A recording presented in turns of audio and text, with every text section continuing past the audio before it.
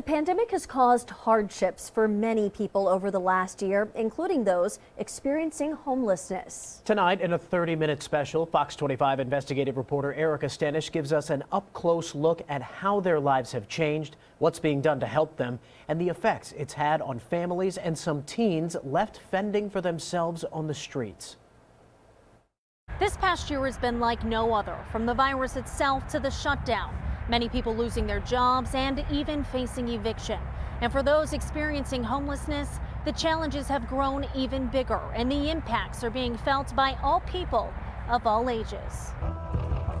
Experts say they believe that this is just the start to an epidemic. The deadly coronavirus continues to spread rapidly worldwide. The health risk to the general public from novel coronavirus remains low at this time. We're prepared and we're doing a great job with it, and it will go away. This is new and unprecedented, certainly in terms of the impact on our economy. We have COVID in Oklahoma. COVID-19 has been a real savage to the American population and America itself. We can't hold Oklahomans up from getting the support they need because it could literally mean the difference of whether or not they get life-saving medication, put food on the table, and keep a roof over their heads. Eviction is going to be the next crisis. We've got to let some of these folks get back to work, because if we don't, we're going to destroy the American way of life in these families. Everything, it just all started falling apart all at once. Once they're on the street, they're pretty much in a blind alley. Unemployment rate at that point will be something that's about as high as something that we haven't seen since, the 1930s.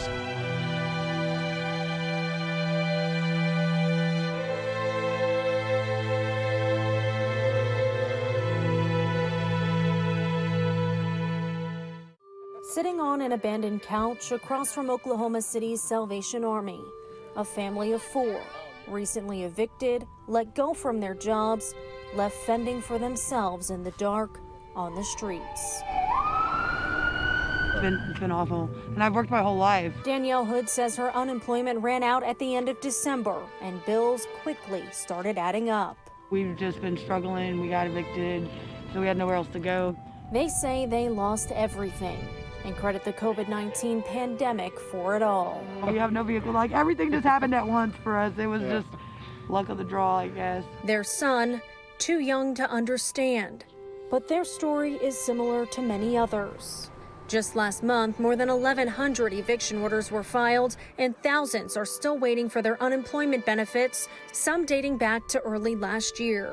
There's a lot more homeless out than there were, 2 years ago or even 3 years ago. Dan Strawn is the executive director at the Homeless Alliance and says the homeless population in the city has been steadily rising. And though it's bad, it could be much worse. They extended the moratorium on evictions till January 31st. So that potential 20, 30, 40,000 evictions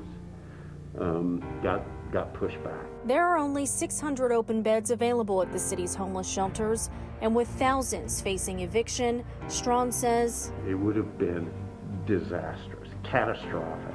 Even so, for many, the pandemic has still led to closures, job cuts, or terminations, leaving people like Scott Hall living in a sleeping bag, defending all he has left. People are starting to do things they would normally do. I've had all my stuff taken twice over now, because of people dealing with the COVID. He says his company went under around June, and before he knew it, I'm not here. Like, you just stay right out here? I got a little duffel bag, a suitcase, and or a duffel bag, sleeping bag, and I curl up in it with an extra cover, and I hope for the best, and I hope to wake up the next morning. The growing need for help outpacing the help available. As shelters fill up, makeshift camps around the city grow larger, many looking for food, somewhere to sleep, and a way to ward off a deadly virus. I'm struggling like no other, no place to go. Shelters even shutting down because of the COVID. Can't get in dry bed, colder than hell out here, It's a rough thing, it's real life. All I can do is keep going. Some now looking for their next move, trying to figure out what to do while remaining optimistic on an abandoned couch. So we're all together, and we're positive because and we're hard workers, so there's got to be something. It's got to get better, right? It can't get much worse. This family says they got help from the Salvation Army, staying there to keep warm and to make a plan for the future. Hopefully we're gonna get jobs. If we can get jobs and then housing soon, then we should be okay. But just as they get settled in, Oh my God, we'll find them. Oh, no, it will find you. We gotta go inside.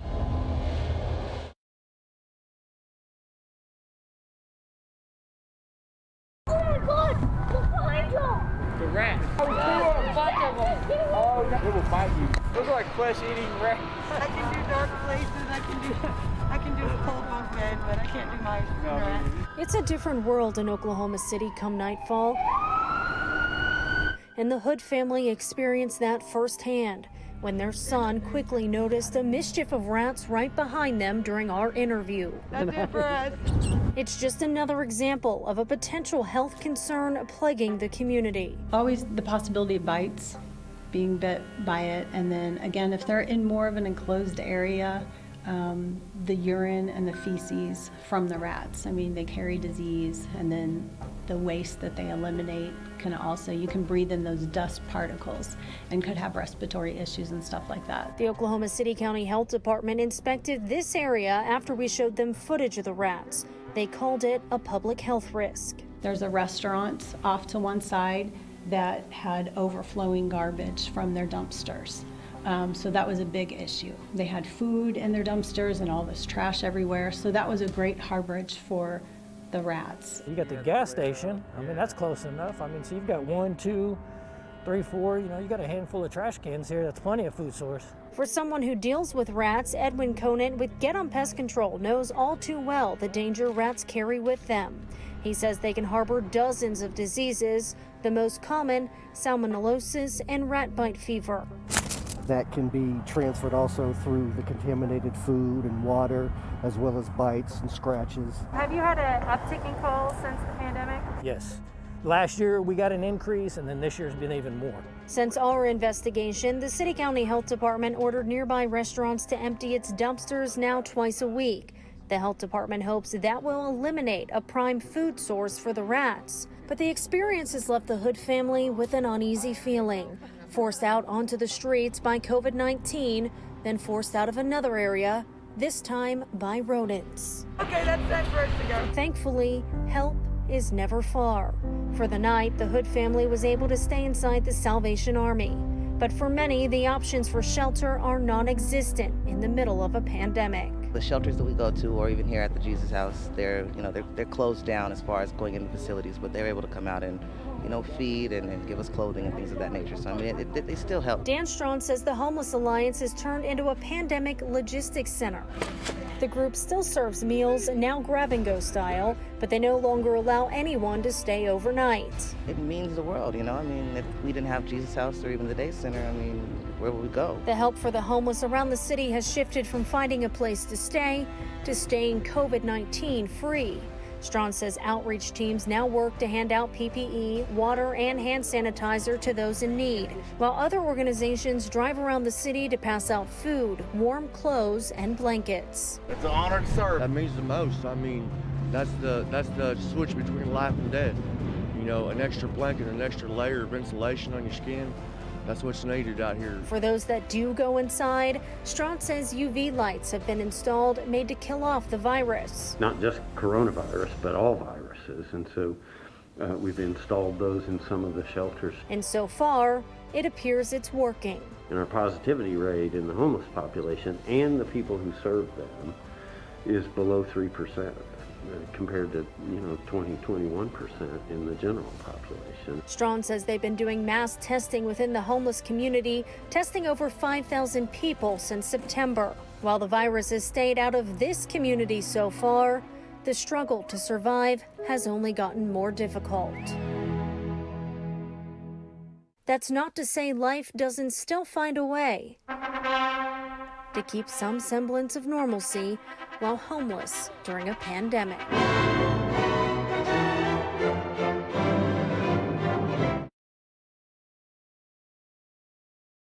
Those experiencing homelessness weathering a storm like no other, not only concerned about staying warm or having enough to eat, but staying healthy from a deadly disease. Yet, in the midst of it all, there are still fleeting moments of happiness within the community.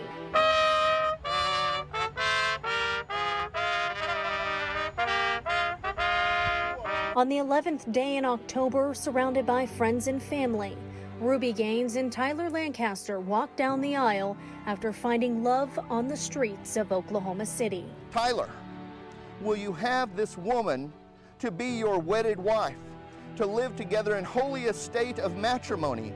Will you love her, honor her, comfort her, forsaking all others, forever and ever?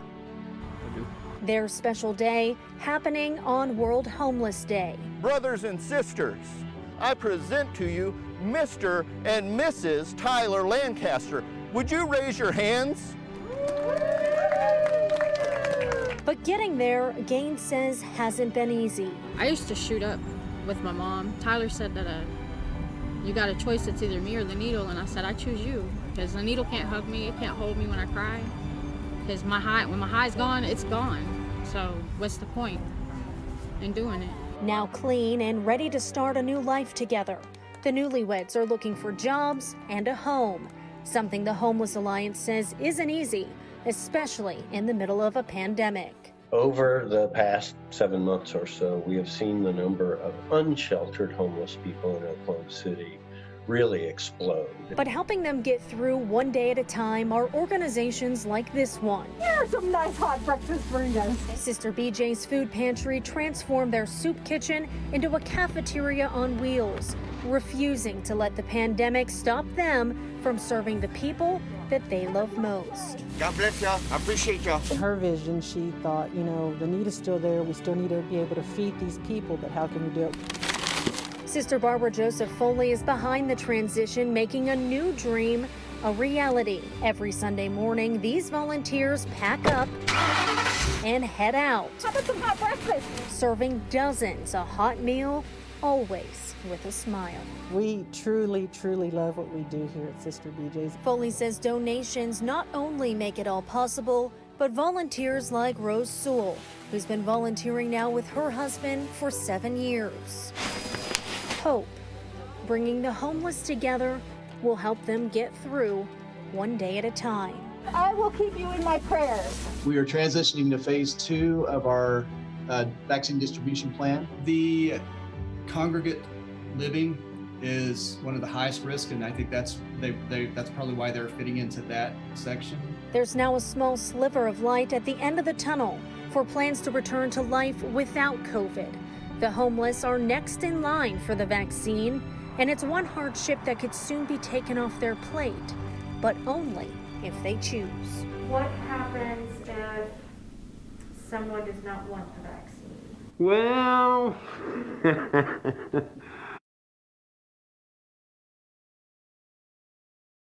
A step toward normalcy. so far as we know, people experiencing homelessness and the folks who serve them are in the second phase. Oklahoma City's homeless population next in line for a COVID-19 vaccine, part of the state's phase 2 vaccination plan. In Oklahoma City, Community Health Centers, Inc. Has a program called Healing Hands, and they're the health care for the homeless provider in Oklahoma City. Dan Strawn says Healing Hands will organize vaccinations for those experiencing homelessness and says outreach teams will help distribute the vaccine and track down who needs it. It will be a challenge because those folks tend to move around even more than the sheltered homeless population. But who will want it could be a challenge in and of itself. I don't really know much about it. I wouldn't take the vaccine. The vaccine is a joke because I think it's like giving you a flu shot. They're giving you the flu back to you. As some tell us they still don't know much about it. And as you can imagine, it's harder to get information to people who don't have a home, TV, or internet. People don't really trust it. You know, you can have an allergic reaction. Plus, there's another logistical challenge in vaccinating the homeless population: time. Both the Pfizer and Moderna vaccines require 2 doses, spaced about 3 weeks apart.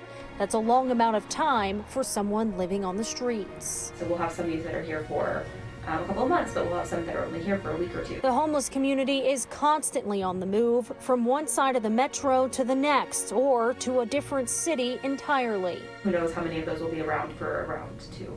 The Homeless Alliance is working to find the best way to track this community down. So we're getting more data. We have a live, it's basically a Google map that we drop pins and say, Bobby is here. But it all boils down to whether or not someone wants to get the vaccine. What happens if someone does not want the vaccine? There will absolutely be a huge education component to this, and it will be challenging. You can't force anybody to. The most we can do is really strongly encourage and lead by example. While plans to defeat the pandemic are underway, families like this one are left facing other major decisions. We've just been struggling. And those impacts could be even longer lasting. She's probably bawling right now under there because it's not just embarrassing to her. She doesn't know how to be right now. She doesn't want her emotions seen. Yeah, and it's a tough time. Danielle and Cody's daughter is 14.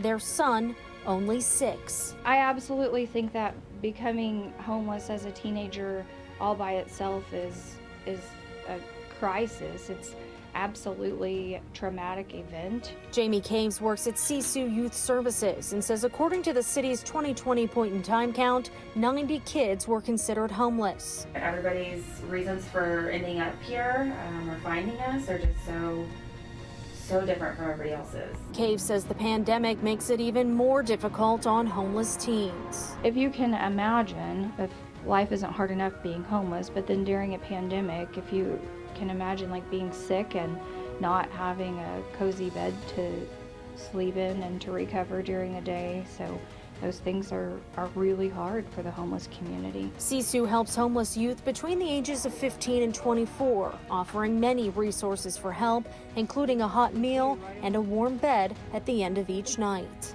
Our goal is to wrap them in services and help them gain the skills that they need to move into housing and so they can remain stably housed. That stability, though, can be hard to come by.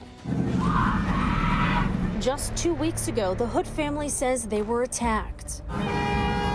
It led to this dramatic confrontation outside of a gas station.